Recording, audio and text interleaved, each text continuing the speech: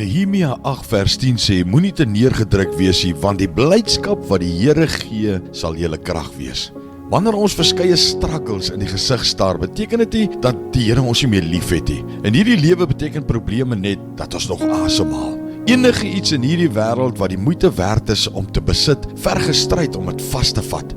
Agter elke voorspoedige besigheid het iemand daarna gestrewe om sukses te behaal.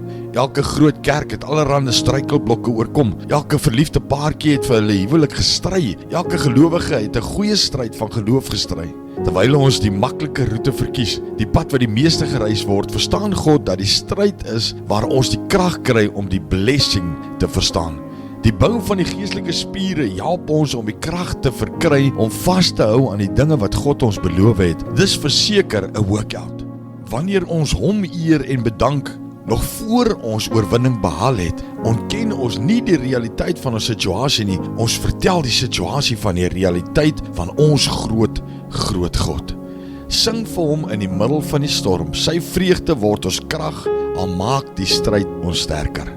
Aba Vader, baie dankie Here vir hierdie kosbare woord, hierdie leiding deur die woord vanmôre in die naam van Jesus. Dankie Here dat ons dit kan vat en dankie dat ons met blydskap U kan loof en prys Here. Want ons weet, U gaan vir ons deurkom. Ons weet, U is in beheer. U is die een wat alles in die hand hou. Ons loof U, ons prys U en ons eer U net in Jesus se naam. Amen.